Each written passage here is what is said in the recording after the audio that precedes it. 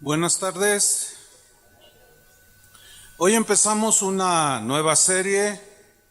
Lo prometido es deuda. Yo les había dicho hace un par de meses que íbamos a tratar una serie sobre los ángeles. Así es que hoy inicia una serie que se titula Los ángeles en la Biblia. Y el tema número 1 que vamos a explicar hoy se titula ¿Qué dice la Biblia sobre los ángeles? ¿Acaso la Biblia nos da un detallado o un tema que debe ser observado por nosotros los cristianos? Efectivamente.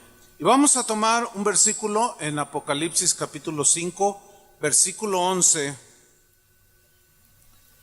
que dice así: y miré, este es Juan el apóstol, dice, y oí la voz de muchos ángeles alrededor del trono, y de los seres vivientes, y de los ancianos, y su número era millones de millones.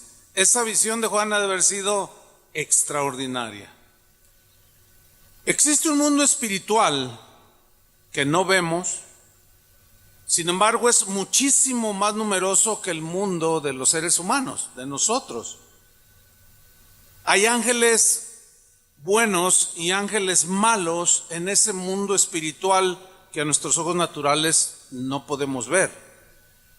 Ellos andan entre nosotros, se mueven en medio de nosotros, están alrededor de nosotros. Son seres con unas cualidades muy especiales. En algunas nos parecemos mucho, ellos con nosotros y nosotros con ellos. Sabemos por la Biblia que algunos de estos ángeles están interesados en nuestro bienestar. Eso revela la Biblia.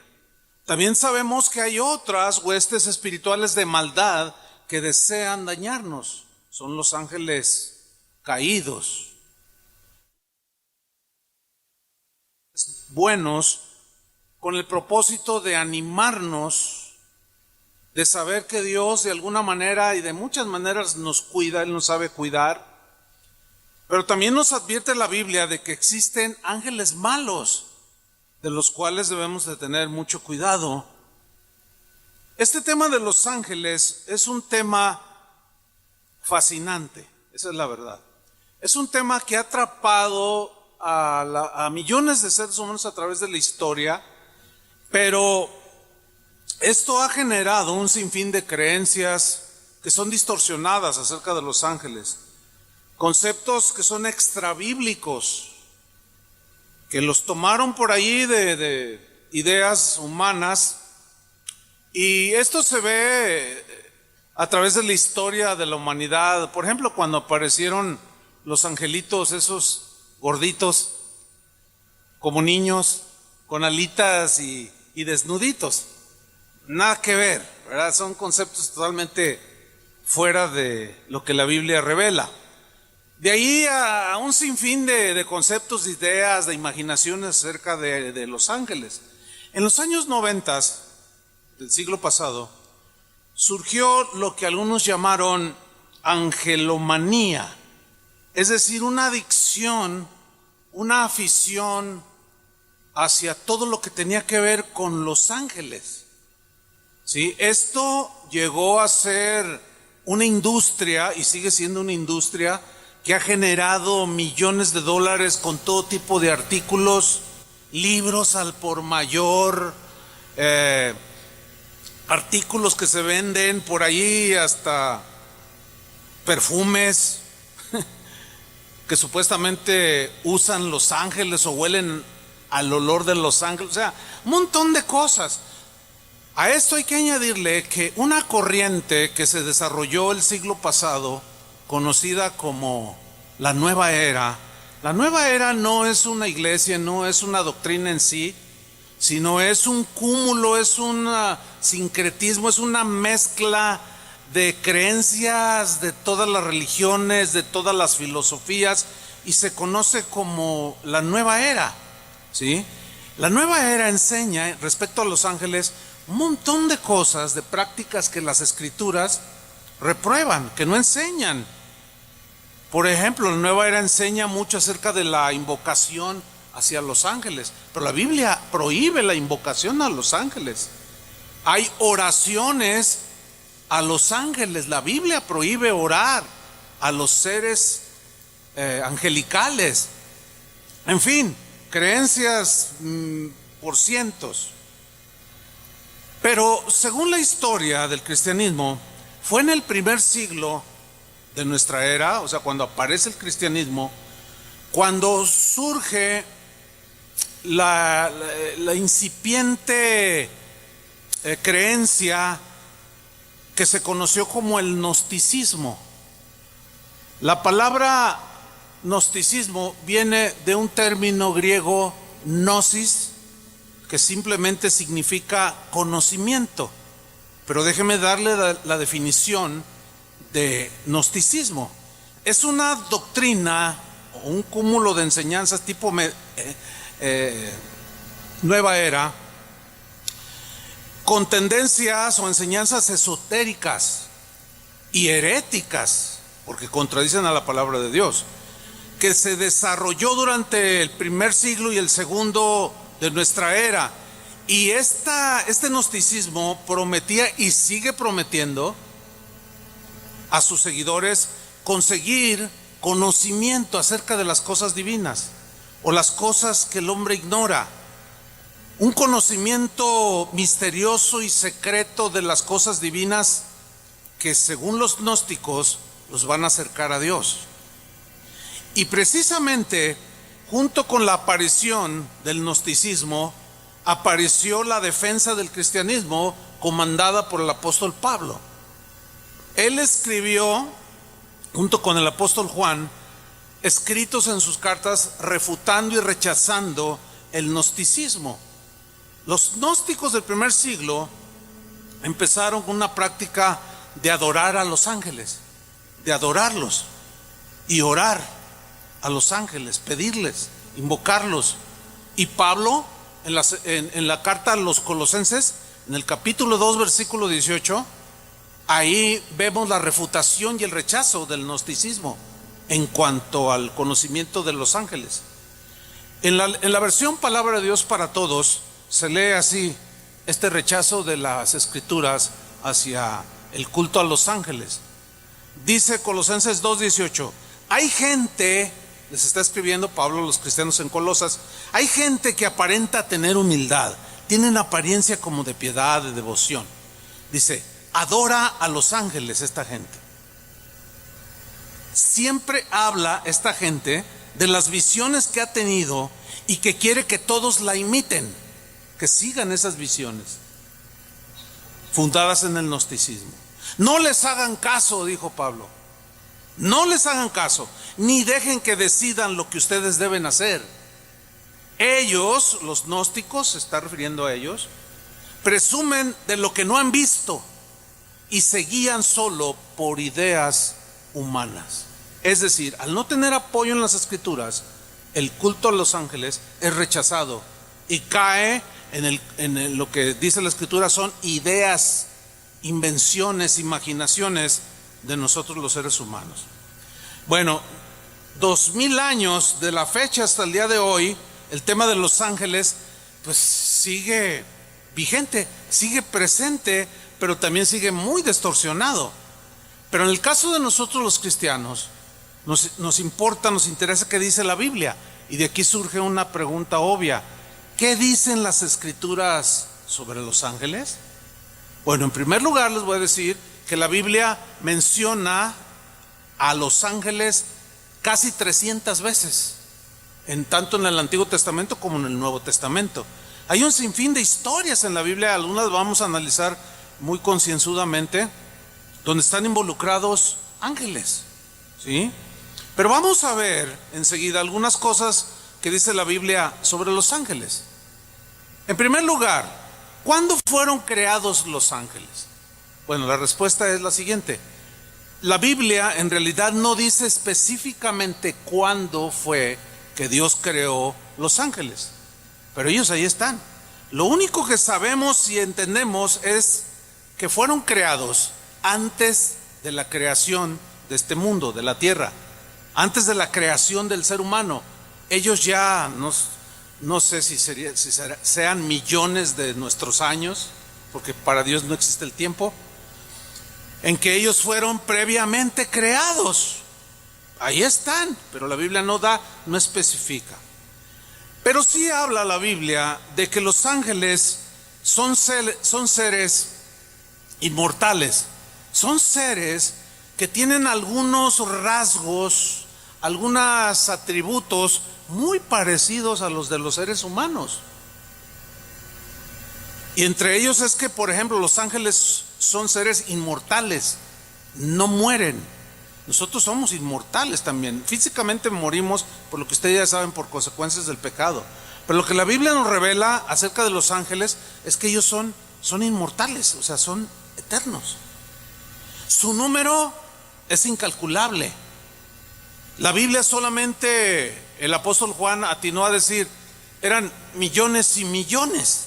O sea, es innumerable, son incontables la cantidad de ángeles que hay.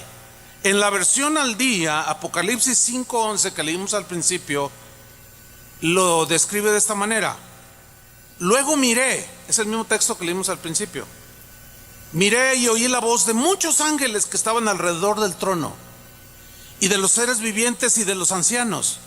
El número de ellos, de estos ángeles, era, mire cómo lo describe, era millares de millares y millones de millones. Esta sin duda que fue una visión de las huestes celestiales extraordinaria. Eran tantos que Juan solamente atinó a decir, eran millones y millones. Y si hubiera nacido en Jalisco, eran bien muchos millones. La Biblia clasifica a los ángeles en rangos. También hay rangos, jerarquía.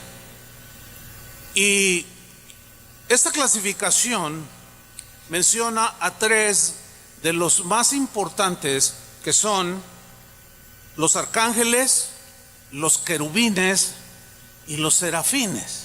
Arcángeles, querubines y serafines. En los primeros, los arcángeles, esta palabra viene de un vocablo griego que significa literalmente ángel principal o un ángel principal. Haga de cuenta como un general de un ejército, pero hay varios generales. Y así como el presidente, por ejemplo, de este país es el comandante, es el jefe del ejército, Dios es el Jehová de los ejércitos. Cuando usted lee a Jehová de los ejércitos, se refiere a las huestes angelicales, ¿sí? Entonces los arcángeles son ángeles principales. Generalmente en el cristianismo, a través de 2000 años, se ha aceptado que solo hay 3 arcángeles dentro de la creación angelical. Estos 3 arcángeles principales se les dio autoridad sobre todas las demás huestes espirituales o huestes angélicas creadas, y la Biblia nos revela los nombres de estos 3 arcángeles que son ángeles principales. No existe otro nombre de ningún ángel registrado en la Biblia más que de estos 3 que son los principales.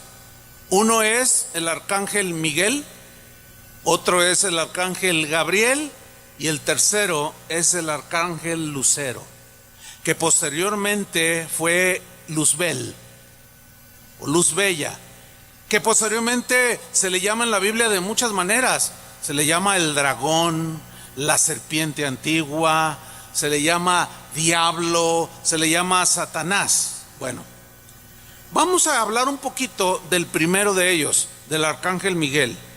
Este Miguel, que su nombre significa guerrero, es mencionado en la epístola de Judas en el capítulo 1 versículo 9, haciendo una actividad de un general. Ustedes saben que hubo una rebelión de uno de estos 3 arcángeles. ¿Cuál fue? Lucero. Ok, Dios lo echó de su presencia. Se convirtió en enemigo acérrimo junto con todos aquellos a los ángeles a los que arrastró. Se convirtió en acérrimo enemigo de Dios. Y miren cómo cita Judas en su carta al arcángel Miguel, teniendo una guerra, una lucha, una disputa con el otro arcángel. Vamos a leerlo. Dice: pero cuando el arcángel Miguel contendía con el diablo, o sea, con el otro arcángel, el ángel caído, el diablo Satanás, ¿sí?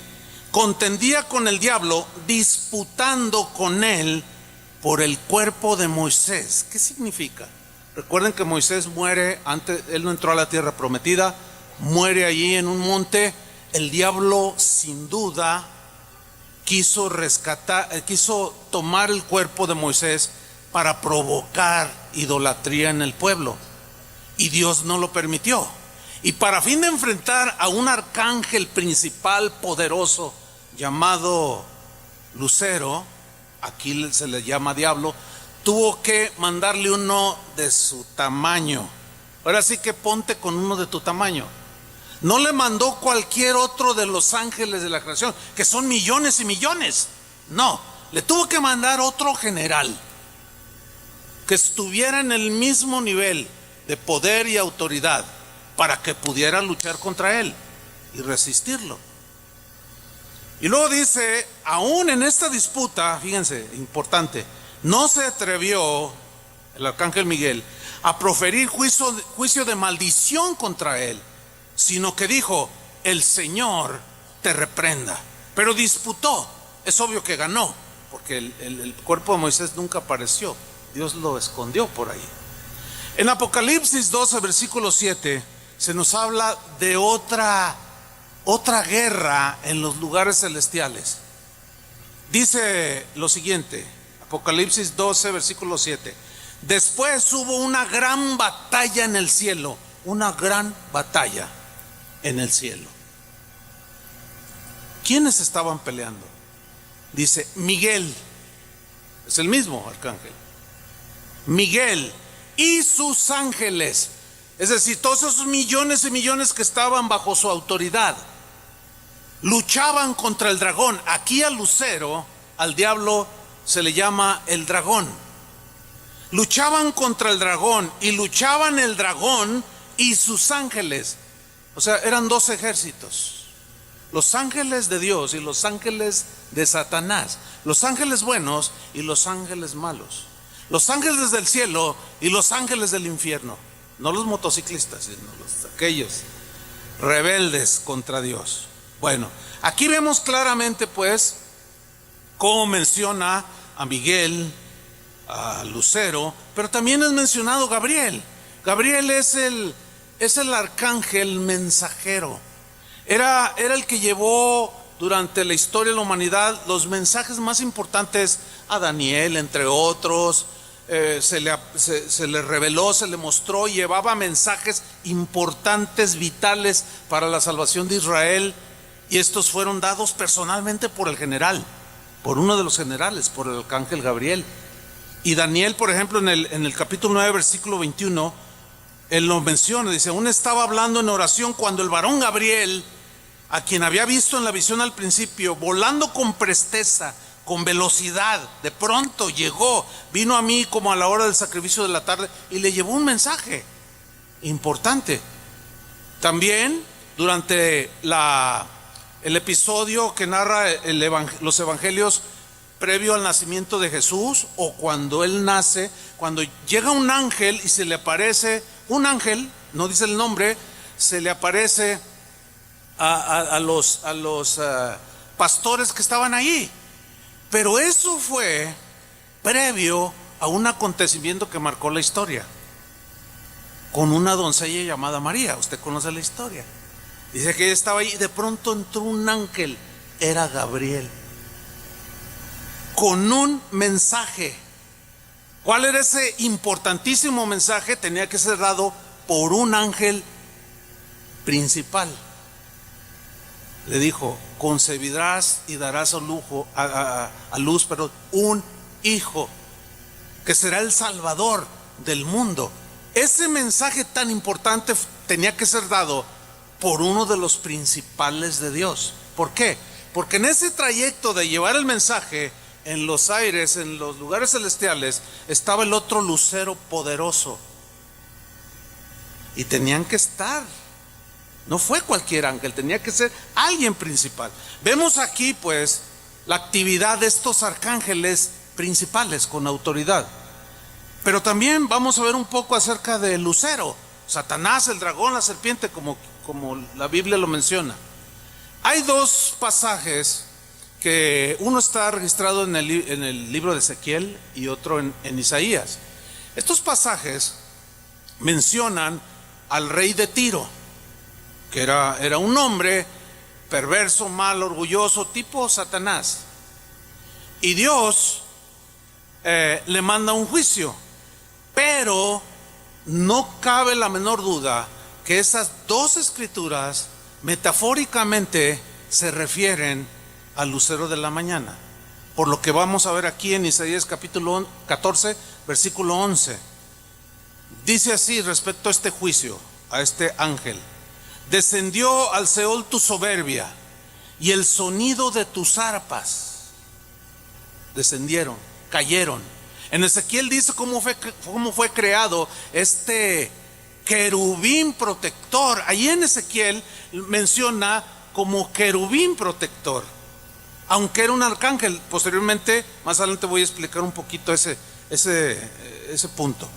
Pero le dice: el sonido de tus arpas, porque él fue creado en medio de instrumentos musicales que formaban parte de su vestidura. Dice: gusanos serán tu cama y gusanos te cubrirán. Versículo 12: ¿cómo caíste del cielo? ¿De dónde? Del cielo. Oh lucero, ahí está. O luzbel, luz bella, ahí está. ¿Cómo caíste? Ángel principal. Arcángel principal, ángel con mucha autoridad, con muchos millones de ángeles bajo su autoridad. ¿Cómo caíste del cielo, oh lucero, hijo de la mañana? Creado fuiste, cortado fuiste por tierra, tú que debilitabas a las naciones. Aquí es una referencia al rey terrenal, pero escuchen la metáfora para insinuar y mostrarnos que se refiere a Satanás en sentido metafórico. Versículo 13: tú que decías en tu corazón, subiré al cielo. Pues un humano no subía al cielo, y menos en ese tiempo. Ahora cuando mucho llegas a la luna. Entonces es un ángel que él había dicho en su corazón: subiré al cielo en lo alto, junto a las estrellas de Dios.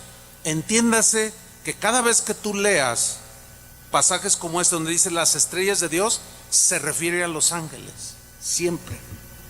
Hay otras versiones que ya dicen junto a los ángeles que están a la derecha de Dios. Entonces, subiré allá junto a las estrellas de Dios, donde están todos esos millones y millones de ángeles. Levantaré mi trono y en el monte del testimonio me sentaré a los lados del norte, sobre las alturas de las nubes subiré. El rey no podía haberlo hecho, pero ese lucero sí. Y seré semejante al Altísimo. Esa fue su osadía, quererse hacer igual a Dios, ponerse en el trono de Dios. Lo único que consiguió fue el juicio de Dios y el haber sido expulsado de la habitación donde Dios está. ¿Sí?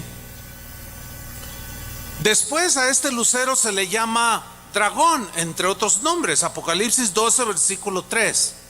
Dice: también apareció otra señal en el cielo. He aquí un gran dragón. Es Satanás aquí, es el lucero, pero se le nombra dragón. Un dragón escarlata que tenía 7 cabezas y 10 cuernos. 7 cabezas pues simboliza mucha inteligencia. Los cuernos siempre en la Biblia es poder, o sea, poderoso. Es un ángel poderoso. Y en sus cabezas 7 diademas. Y su cola, también es un mensaje metafórico, arrastraba la tercera parte de las estrellas del cielo. ¿Qué son en la Biblia las estrellas del cielo? Los ángeles. Aquí nos está revelando Juan que Satanás arrastró a una tercera parte de los ángeles de Dios. ¿Cuántos son? La Biblia nada más dice que son millones, millones y más millones. ¿Sí? Y los arrastró. Y desde ese momento hasta el día de hoy son los que se convirtieron en demonios, ángeles caídos que andan por ahí. En segundo lugar tenemos los querubines. El vocablo o la palabra querubín se deriva de un término hebreo que significa los próximos o los más cercanos, en este caso a Dios. Los más cercanos a Dios, los de total confianza de Dios. Pero estos ángeles llamados querubines, que tienen rango de autoridad con una actividad especial, la cual consiste en que no solo están cercanos a Dios, sino que son guardianes, cuidadores de las cosas de Dios, de la gloria de Dios. Cuando Adán y Eva pecaron, fueron echados del huerto. Y miren lo que dice Génesis capítulo 3 versículo 24. Echó pues fuera al hombre, el Señor, y puso al oriente del huerto de Edén, ¿qué puso? Querubines, ángeles llamados querubines, los de su confianza, los más próximos a él. ¿Para qué? Dice, y una espada encendida que se revolvía por todos lados. Siempre la espada en la Biblia es símbolo de la palabra de Dios, ¿verdad? La presencia de Dios, la palabra. ¿Qué hacían estos querubines? ¿Para qué los puso Dios? Con una actividad específica, para guardar, cuidar, proteger el camino del árbol de la vida, para que nadie volviera a entrar a ese huerto del Edén. Son cuidadores, protectores.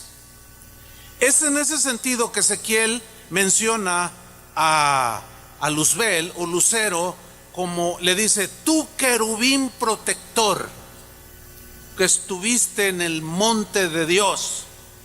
Cuando le dijo querubín protector, se refiere, él es un arcángel, pero le llamó querubín en el sentido de protector, porque así como un presidente de un país protege a sus habitantes de ese país, así como a nosotros nos protegen, no, los de allá sí funcionan bien. Olvídelo. Es en ese sentido que se le llama protector, porque un presidente protege, cuida, vela por el bienestar de sus habitantes. Entonces, Satanás no guardó lo que se le encomendó, no lo protegió, lo dejó, lo abandonó, lo soltó, lo dejó, porque quiso hacerse igual a Dios. Cuando Dios le dijo a Moisés que construyera el arca del pacto, le dio todas las instrucciones y entre estas había una que decía, harás 2 querubines con las alas extendidas y lo pondrás arriba encima del arca, uno enfrente del otro, como símbolo de protectores, ¿sí? De cuidadores. Entonces, son los querubines que protegen en sentido estricto, esa es su función estricta, la razón de su creación. Y es un buen número. La gran mayoría de la creación angelical son ángeles, vamos a llamarles como soldados rasos, pero sí hay jerarquías.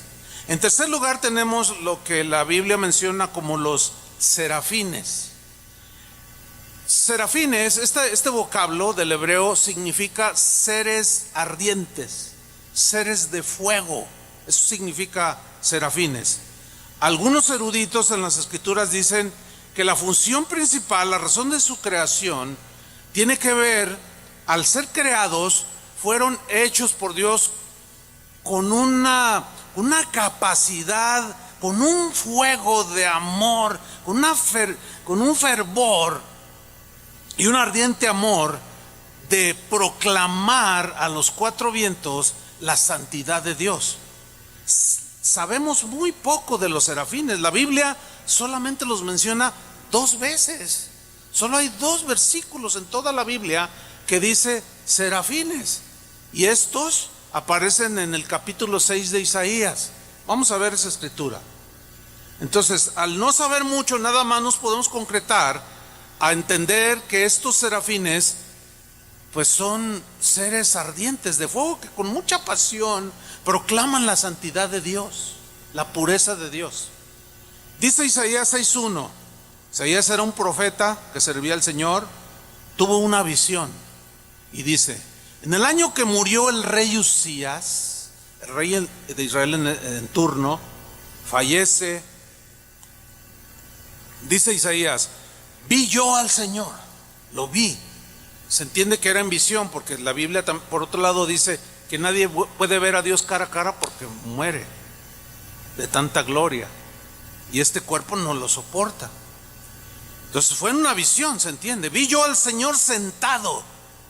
Esta actitud de sentado habla de majestuosidad, de señorío. Sentado sobre un trono alto y sublime.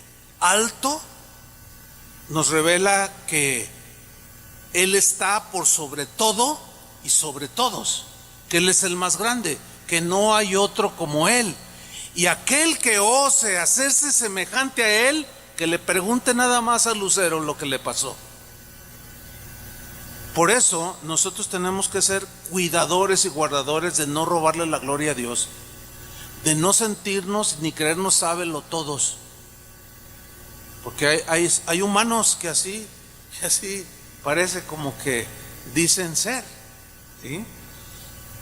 Dice que sus faldas llenaban el templo. Faldas es un simbolismo aquí de la gloria de Dios, que llenó todo aquel lugar donde estaba Dios en su trono junto con los billones de ángeles. Y dice el versículo 2: por encima de Él, o sea del Señor, había ¿qué?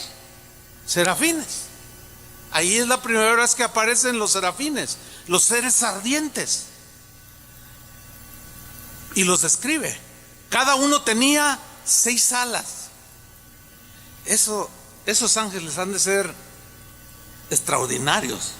Un ángel, o los serafines, se distinguen de los arcángeles. Estos son los únicos que tienen 6 alas. ¿Cómo? Bueno, yo nada más me imagino 2 aquí, 2 aquí, 2 más acá, no sé. O los 6 de acá de la espalda salen las 6 alas. Si hay algún pintor, pues imagínense le pinte algo. No, mejor déjenlo así. Luego, bueno, ya hablaremos más de eso. Tenían 6 alas. Sígame con atención. Con 2 cubrían sus rostros. O sea, tenían su ala y se cubrían los rostros los ángeles. ¿Qué significa esto? Era una actitud de estos seres ardientes, como de decir: somos indignos de mirar la pureza de Dios. No podemos, aunque eran seres inmaculados, son seres inmaculados los serafines, aún ellos decían: no somos dignos de ver al creador del universo, y tapaban sus rostros. Pero hay más. Con otras 2 de sus alas cubrían sus pies. Esto tiene un simbolismo. ¿Ustedes recuerdan cuando Dios se le reveló a Moisés en el monte Sinaí? En aquella zarza ardiente. ¿Y quién es? ¿Qué es? ¿Qué es? Soy yo, le dice. ¿Quién es? Soy el que soy. Y le dice el Señor: quita la sandalia de tus pies, porque el lugar que pisas santo es. Y estos serafines, con 2 de sus alas, cubren sus pies, como diciendo: somos indignos de pisar la misma habitación de Dios.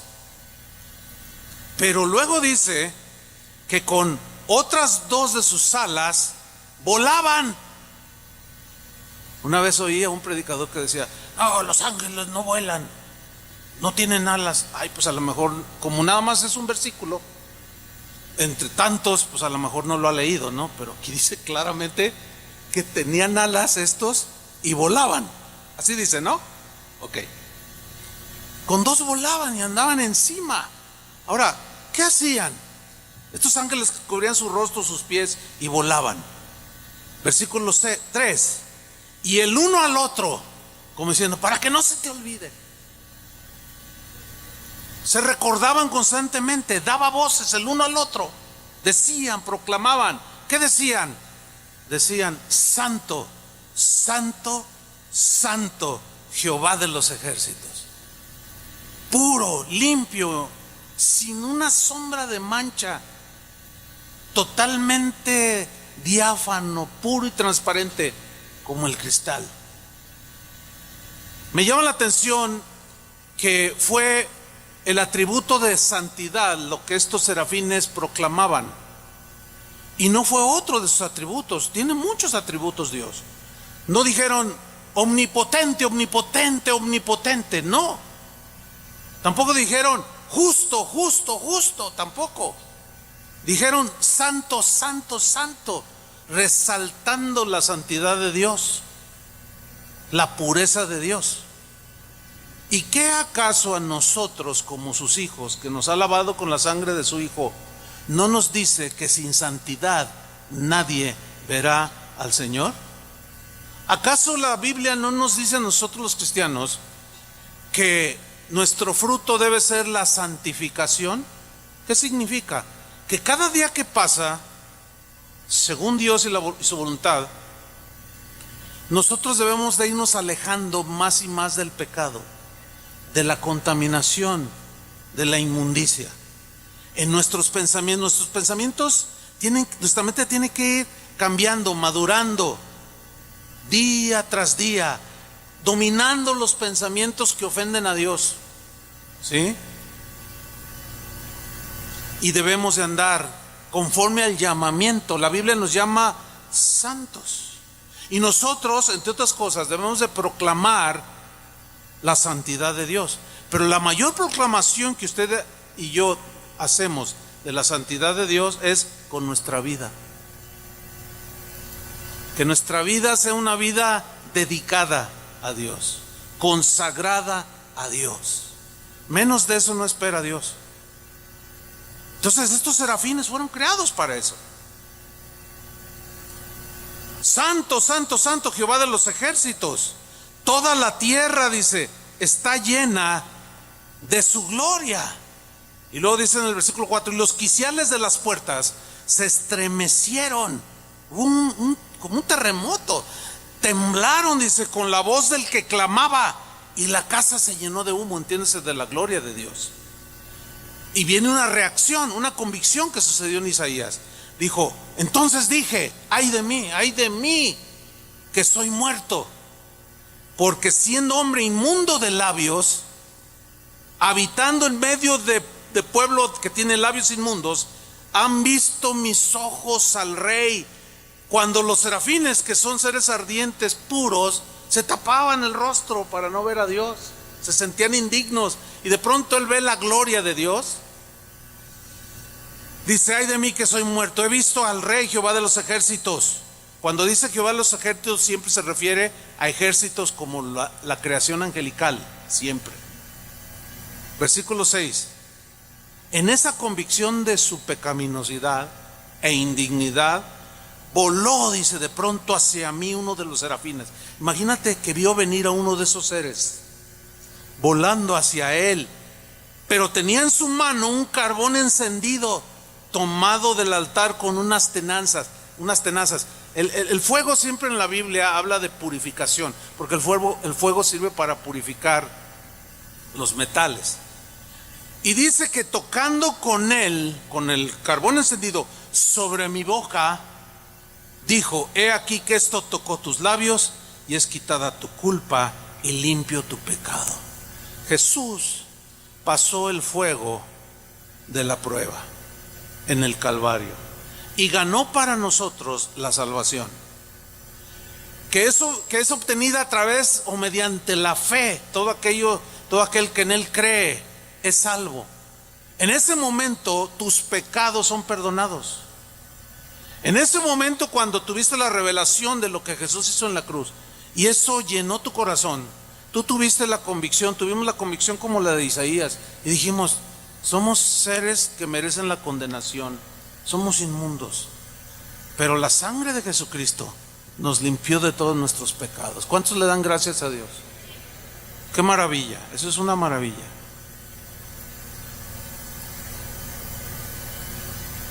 Los ángeles, en segundo lugar, tenemos que los ángeles son espíritus, al igual que nosotros tenemos un espíritu. Hay cosas entre los ángeles y nosotros que son muy parecidas, simple y sencillamente porque nuestro origen es el mismo creador. Así como en alguna ocasión uno de los diseñadores de la Ford, que diseñó algunos modelos, después se cambió a la Chrysler y pues inventó algunos modelos, tenía rasgos que había plasmado en el Ford, y bueno, la gente reaccionaba y decía, bueno, en esto se parece a la Ford. Bueno, él se lo de ahí, es el mismo creador, tienen rasgos muy semejantes. Hay cosas que nos asemejan a los ángeles, en algunas ellos nos superan y en otras nosotros estamos por encima de ellos. Una de ellas, ¿saben cuál es? Que los ángeles son irredimibles, los caídos. Es decir, ellos al rebelarse no hay perdón. No me pregunte por qué, porque no lo sé. No lo sé. Pero Jesús no murió por ellos. Eso queda en la soberanía de Dios, es un misterio para nosotros. ¿Por qué no salvó a los ángeles? ¿Saben por qué? Porque ellos no están hechos a la imagen y semejanza de Dios. Hasta allí yo entiendo. Pero con nosotros sí hay salvación. Pero hay otras cosas que somos muy parecidas. Ellos no tienen un cuerpo como nosotros sí lo tenemos. Ellos son espíritus. En Hebreos 1:7 dice, ciertamente de los ángeles dice, Él hace a sus ángeles espíritus y a sus ministros llama de fuego.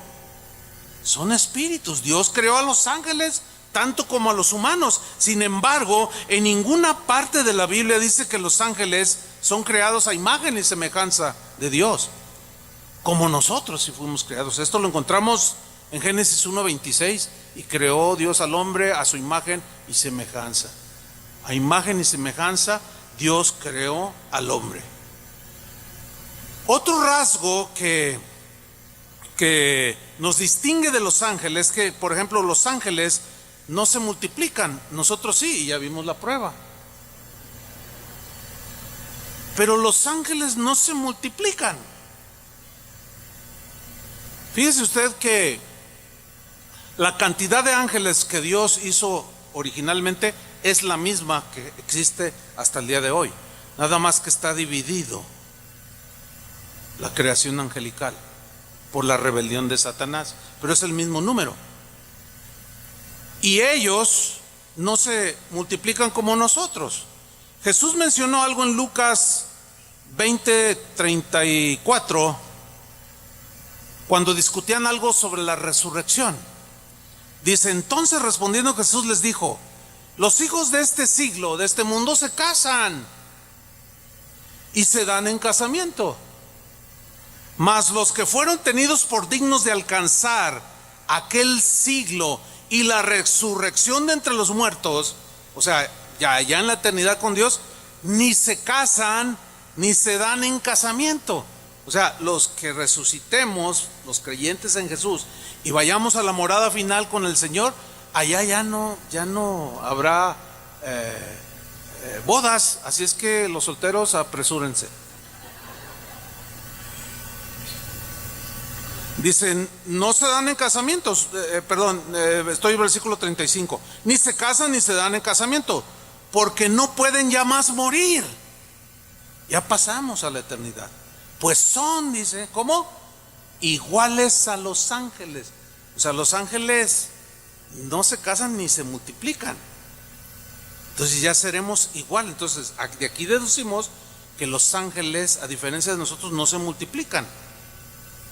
Muy bien. Sin embargo, los ángeles tienen un atributo que a nosotros no se nos dio. Tienen varios, entre otros, que ellos tienen la capacidad de tomar forma humana.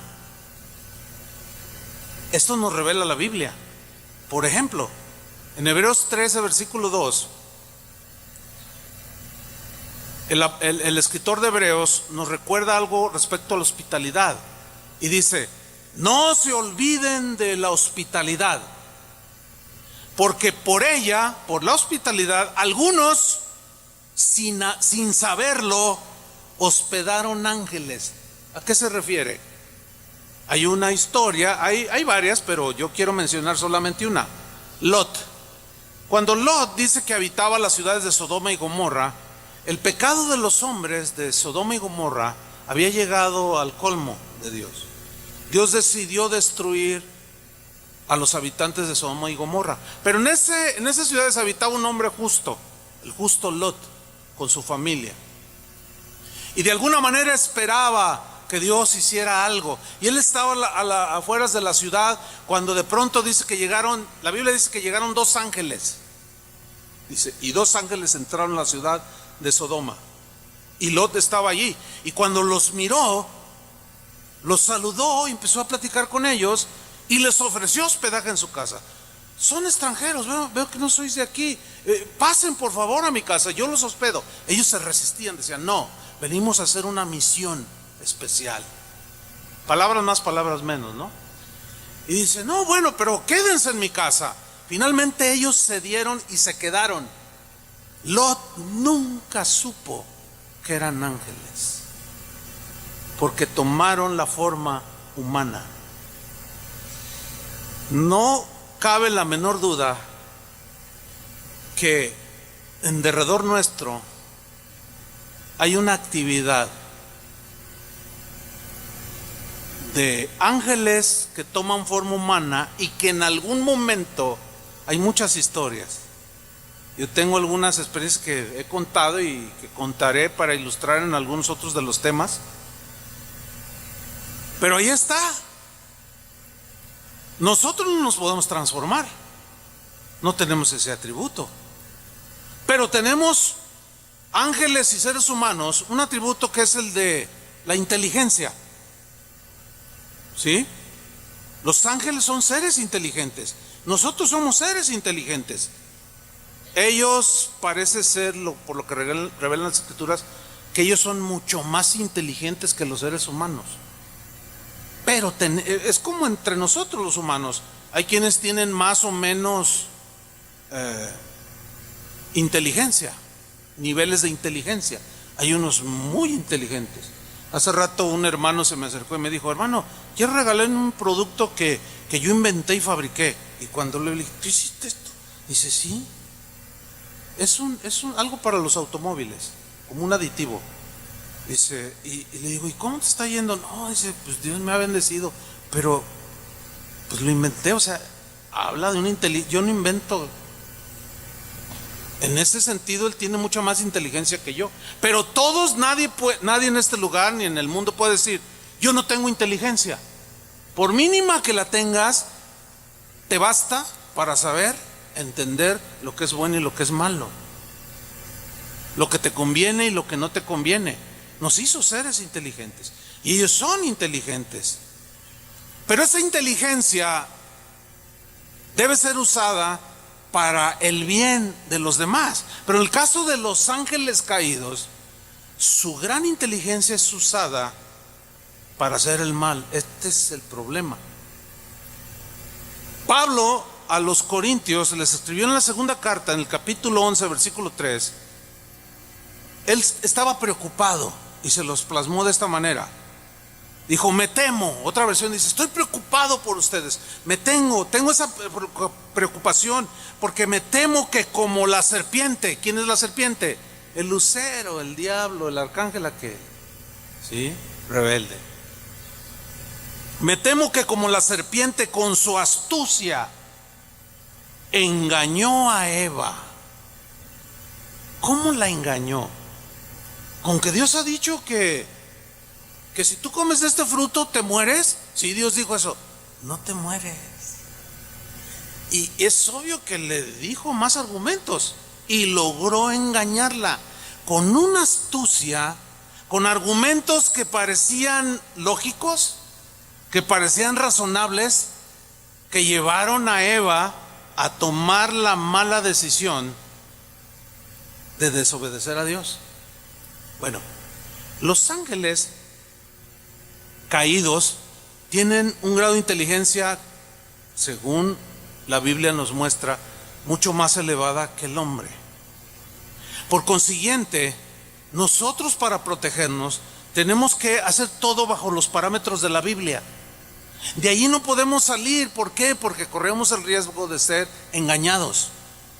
Todo aquello que no tenga sustento bíblico no tenemos por qué aceptarlo, mucho menos enseñarlo. Cuando Jesús fue tentado por Satanás, lo hizo para hacerlo tropezar. Y Jesús tuvo hambre y le dijo: si eres hijo de Dios, di que estas piedras se conviertan en pan. Pregunta, ¿tenía Jesús el poder de hacerlo? Claro. Pero le contestó ¿con qué? Con la palabra de Dios. Escrito está, Satanás, no solo de pan vivirá el hombre, sino de toda palabra que sale de la boca de Dios. O sea, no todo es material. ¿Y a cuántos Satanás no les ha insinuado que tu mejor vida es ahora? Que Dios te quiere hacer rico aquí, que Dios quiere que estés bien aquí, y nunca te hablan de trascender en la eternidad. Esos son susurros de ese ser inteligente que ha cautivado inclusive hasta predicadores del evangelio. Eso es lo que Pablo temía. Dice: yo tengo este temor de que así como la serpiente con su astucia engañó a Eva, vuestros sentidos, dice el texto, estoy en Corintios, sean de alguna manera extraviados, desviados de la sincera fidelidad a Cristo. Y yo puedo poner un montón de ejemplos de cómo el cristianismo de hoy ha sido desviado en muchos temas, muchos puntos dentro del cristianismo, por alejarse de la palabra de Dios. Entonces, como Satanás es un ser y sus huestes son mucho más inteligentes que nosotros, tenemos que apoyarnos en la inteligencia de Dios. Y la inteligencia de Dios está plasmada en la palabra de Dios. ¿Están entendiendo, hermanos? Y usar la inteligencia para el bien de los demás. Si esto que estoy diciendo lo escuchan algunas personas que no son creyentes, sí, pues ¿qué está diciendo verdad? Para nosotros es claro. Bueno, la Biblia dice que para la gente que no conoce al Señor, pues no las puede entender estas cosas, porque se tienen que discernir espiritualmente. Y dicen: ¿cómo yo? Satanás, ¿cómo me va a insinuar? Bueno, digo, cualquiera de nosotros puede entender, y cualquier ser humano puede entender cómo son influenciados muchos gobiernos, muchos presidentes municipales, mucha gente de autoridad, para maquinar lo malo.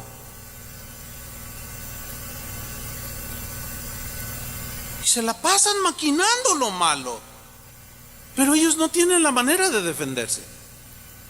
Nosotros sí, porque tenemos la palabra de Dios. Escrito está, Satanás, escrito está, escrito está, escrito está. Este es los pensamientos de Dios. Otro rasgo que es muy semejante entre ángeles y seres humanos es que ellos tienen emociones muy parecidas a las de nosotros. Ellos se gozan, hablando de los ángeles buenos, dice la Biblia que cuando el ángel le anunció a los pastores que nacía el Salvador, dice en Lucas 2:13 que de repente apareció una multitud de ángeles del cielo que alababan a Dios y decían: gloria a Dios en las alturas, y en la tierra paz a los que gozan de su buena voluntad. Aquí habla de un gozo, de una alegría. Y a semejanza de nosotros y nosotros a ellos, nosotros tenemos esos sentimientos. ¿Cuántos se gozan en la alabanza? ¿Cuántos se gozan de ver el bien ejecutado, de la justicia llevada a cabo? Tenemos sentimientos muy, muy parecidos. Y en quinto lugar vemos que los ángeles, al igual que nosotros los seres humanos, fuimos creados con voluntad propia. Es decir, que cada ángel, como cada individuo, tiene la capacidad de tomar decisiones de manera particular, individual, personal. Decisiones morales que van a trascender. Ellos, los ángeles caídos y los ángeles buenos, en un momento en la eternidad, tomaron decisiones. Unos de permanecer fieles a Dios, y otros tomaron la mala decisión de rebelarse contra Dios. Y Judas, en su epístola, Judas Tadeo, en el capítulo 1, versículo 6, nos lo menciona este rasgo. Miren cómo dice aquí en la versión Palabra de Dios para Todos. Dice: acuérdense también de los ángeles. Aquí está dando una advertencia. No se olviden. Acuérdense de los ángeles. Se refiere a los ángeles rebeldes, a los ángeles caídos, que tomaron una pésima decisión, libre y soberana. ¿Sí? Acuérdense también de los ángeles que no conservaron su posición de autoridad. No la conservaron. La pisotearon, la desecharon cuando Dios se las había dado. Ellos decidieron rebelarse y seguir al lucero de la mañana, sino que abandonaron su lugar, su posición, su puesto. Pero fue una decisión tomada por cada uno de estos ángeles, que hoy son ángeles caídos, rebeldes. Fue una decisión individual, claro, incitada por una mente más audaz, que es la mente del arcángel, del lucero de la mañana. Dice: a estos ángeles, miren, este es otro misterio. Dice: a esos, cierto número de estos ángeles, Dios los mantiene en la oscuridad. En la Reina Valera dice: Dios los tiene en prisiones de oscuridad, encerrados. Y tú te preguntarás: ¿y por qué otros andan libres? Pues no lo sé. No lo sé. Eso queda otra vez en el misterio y en la soberanía de Dios. No lo sé. Pero la prueba es que hay muchos ángeles caídos que andan sueltos. ¿Sí? Como ya lo vimos en la Biblia, pero lo menciona. Pero aquí habla de este grupo. ¿Cómo serían? ¿Quiénes serían? La Biblia no lo revela, no se sabe. Pero Dios los mantiene en la oscuridad, atados eternamente con cadenas, en prisiones de oscuridad, dice en la Reina Valera, esperando el gran juicio. Pero ellos tomaron esa decisión. A nosotros también Dios nos creó con la capacidad de decidir. Eva y Adán, en un estado de inocencia, sin pecado, usaron de esa libertad de decidir, pero lo usaron mal. Decidieron desobedecer a Dios. Y las consecuencias aquí nos tienen reunidos a nosotros, tratando de encontrar y de buscar la voluntad de Dios y cómo ser mejores criaturas por la gracia de Dios, para honrarlo a Él. Y ahí está, los hechos muy claros. Las decisiones que tú has tomado en el pasado, el día de hoy tú vives las consecuencias de esas decisiones. Si fueron buenas decisiones que tú tomaste, estás viviendo en un ambiente pues de armonía, de paz, de gozo, porque tomaste buenas decisiones. Pues si tú tomaste malas decisiones hace 15 o 20 o hasta 30 años, o 10 o hace un año, quizás hoy estés viviendo las consecuencias de tus malas decisiones. Esas tú tienes que afrontarlas. Nuestros pecados son perdonados. Hemos hablado en otras ocasiones de este punto. Nuestros pecados son perdonados. Cuando tomamos una mala decisión, le pedimos perdón al Señor y Él es fiel y justo para perdonarnos y limpiarnos. Pero las consecuencias de lo que hacemos tenemos que enfrentarlas, hermanos. Nosotros somos redimibles. Los ángeles caídos no. Por eso dice: si alguno hubiere pecado, tenemos abogado para con el Padre, a Jesucristo el justo. Si confesamos nuestros pecados, Él es fiel y justo para perdonarnos y limpiarnos de toda maldad. Esa es una misericordia que en su soberanía Dios nada más tuvo para los seres humanos, no para los ángeles. Así es que antes de hacer algo, piénsalo bien. toma en cuenta a Dios y toma la mejor decisión. Vendrán insinuaciones astutas, como, no, esta mujer no te entiende, ¿ya viste qué tonta es? Déjala, cásate con otra. De veras, yo creo que ni Dios la aguanta esta. Y caen en las insinuaciones, toman la decisión mala, por cierto, y al rato las consecuencias. Algunos conocen al Señor, otros no lo conocen. Los que no lo conocen, cuando llegan al Señor, llegan como muchos de nosotros llegamos, con la vida hecha a pedazos, pero somos redimibles. Los ángeles no. Pero eso no nos evade la responsabilidad de nuestras acciones. Así es que a tomar buenas decisiones, mis hermanos. Amén. Dios las va a respaldar. Y finalmente, hermanos, vemos que los ángeles no son ni omniscientes, ni omnipresentes, y mucho menos son omnipotentes. No, no lo son, tampoco nosotros. Ellos no lo saben todo, saben algo. Nosotros no sabemos todo, sabemos algunas cosas. Ellos no son omnipresentes, no están en todo lugar, tampoco nosotros. Yo nada más puedo estar ahora, en este momento aquí, en este púlpito, no en otro lugar. Tampoco ellos pueden estar 2 veces en 2 o 3 lugares a la vez, porque no son omnipresentes, mucho menos son omnipotentes.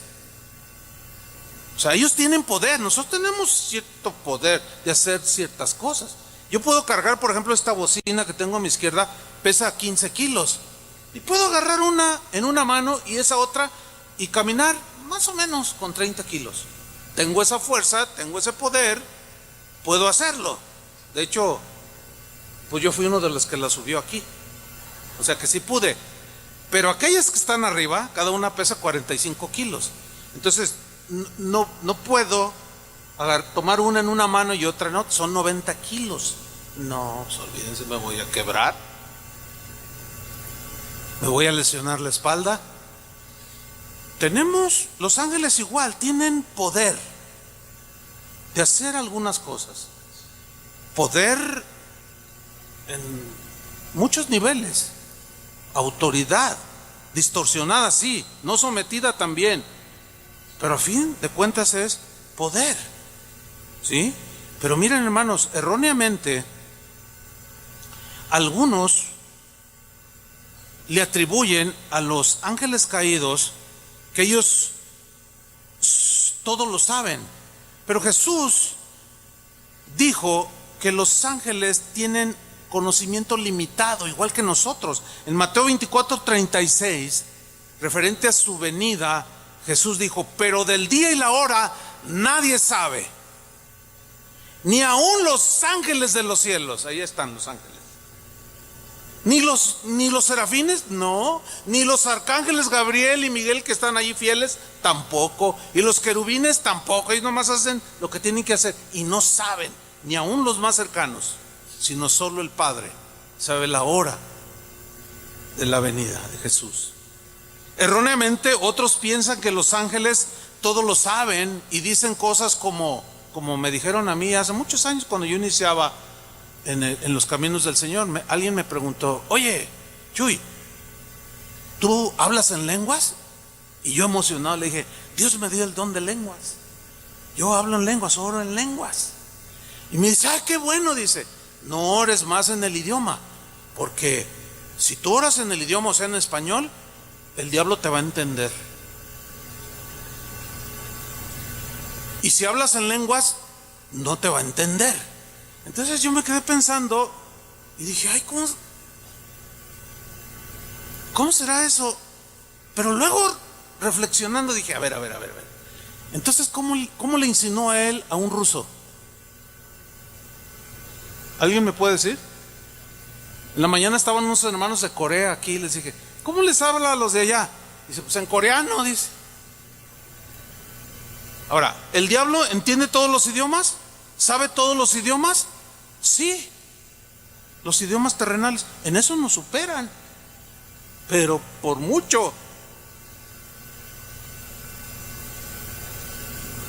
Pero también conocen los idiomas angelicales, porque Pablo habla de si yo orase en lenguas humanas y angélicas. Entre ellos hay un lenguaje de comunicación. Y bueno, él era un habitante del cielo, él conoce el lenguaje, pero no conoce todo. No conoce el propósito de Dios para mí en particular, no conoce el propósito que Dios tiene para ti en particular, no lo conoce, no sabe todo. Entonces, hermanos, no le atribuyamos a Satanás atributos que no tiene. Otros dicen, se me apareció Satanás, y luego el otro dice, a mí también, en persona, a mí también. Ah, caray, uno estaba en la colonia del Fresno y otro estaba en Tlaquepaque. Entonces el diablo estaba en dos lados al mismo tiempo. No. Yo quiero entender que dicen, aluden a se me apareció Satanás o tuve una lucha con Satanás por alguna lucha espiritual que tuvieron. Pero no piense, no, hermano, mire, Dios no va a permitir que usted, ni yo, ni ningún humano tenga un encuentro personal de lucha y guerra y pelea con el mismo Satanás. ¿Sabe por qué? Porque él necesita uno de su tamaño, y nosotros en ese sentido no le llegamos. De ahí, póngame atención a lo que voy enseguida. De ahí que muchos han cometido un gravísimo error, y sobre todo en los últimos 20 años que se desarrolló una doctrina que se conoció como la guerra espiritual, donde se sobreenfatizó ciertos puntos que la Biblia no apoya, y se llegó al grado de desafiar a Satanás, de subirse a los cerros. Satanás, ven en este momento, que mayor es el que está en mí que el que está en el mundo. Eso es cierto, pero si ni el arcángel Gabriel lo desafió, ni le hizo juicio, ni le dijo nada, le dijo, Jehová te reprenda, mucho menos nosotros. Él era del mismo rango. Nosotros somos menor que los ángeles, dice la Biblia. Bueno, el día de hoy muchos de esos guerreros, algunos están desquiciados, otros están trastornados, y en algún momento de las enseñanzas sobre los ángeles tocaré ese punto. Pero nosotros no debemos desafiar a Satanás, ni se les ocurra. A ver, aquí, ven, a ver, ahora sí. A ver, tú le agarras una pata, tú le jalas la cola y yo le corto los cuernos. Y otro dice, y yo lo descuento y lo dejo chimuelo. No, tranquilos. Lo único que la Biblia dice al respecto es, someteos pues a Dios, resistid al diablo y huirá de vosotros. ¿Qué es resistir? Es no recibir sus insinuaciones. ¿Cómo se le resiste? Con la palabra de Dios. Pero nada de andarlo desafiando. Olvídense de eso. Entonces él no es omnipotente, tiene poder, pero hay uno más poderoso que él, y el que lo venció en la cruz. Ciertamente ese vive en nosotros, y es verdad que mayor es el que está dentro de nosotros que el que está en el mundo, pero eso no significa que nosotros le vamos a ir a buscar pleito, porque no se trata de eso. Es cierto que nosotros ahora rechazamos y tenemos autoridad. Si se nos atraviesa un endemoniado, alguien posesionado por un demonio, tenemos autoridad para expulsarle el demonio. Esto es algo maravilloso. Ese es un poder que Dios nos ha dado. Pero tampoco somos todopoderosos. Ahora yo les hago una pregunta: ¿Satanás tiene poder? Bueno, ¿cuántas veces ha oído en las reuniones cristianas? Satanás, hasta hay canciones que dicen, Satanás no tiene poder, Satanás no tiene poder. Sí tiene, hermanos. Sí tiene, sí, yo sé que es limitado, pues es lo que estoy diciendo, que es limitado el poder, pero ¿tiene o no? ¿Quieren que se los compruebe con la Biblia? No, no tenga miedo. Primera de Juan 5:19. ¿Cuántos son hijos de Dios? Bueno, fíjese lo que dice ahí. Primera de Juan 5:19. Sabemos que somos de Dios. ¿Cuántos saben que son de Dios? Porque hemos sido lavados con la sangre de Cristo. Él habita en nosotros. Sabemos que somos de Dios. Mientras el mundo entero, ¿cómo está? Bajo el poder del maligno. ¿Bajo qué está el mundo entero? El poder del maligno. Digo, necesitamos usar un poquito el sentido común y ver nada más, así simple y sencillamente, ver a nuestro alrededor. ¿Está o no este mundo bajo el poder del maligno? ¿Sí o no? ¿Cómo se conducen los gobiernos? ¿Cómo se conduce el ser humano? No me diga que son inspirados por Dios o por los ángeles buenos. Seguro que no. Ahora bien, en el caso de nosotros, dice la Biblia, que fuimos arrebatados, trasladados del poder de las tinieblas al reino de Jesús. Yo quiero creer que cuando dicen Satanás no tiene poder sobre nosotros, pero me temo que lo que se oye por ahí es que no tiene ninguna clase de poder. No, sí la tiene. Pise un poco los terrenos del enemigo y se dará cuenta si tiene poder. Pise poquito. Por eso la Biblia dice, es clara, el apóstol Juan dice, no améis las cosas ni las cosas que están en el mundo. Porque todo lo que está en el mundo no viene de Dios. Hay una seducción ahí. Hay un poder de atracción que tiene el mundo, generado en la mente maquiavélica, diabólica, redundancia, diabólica del diablo.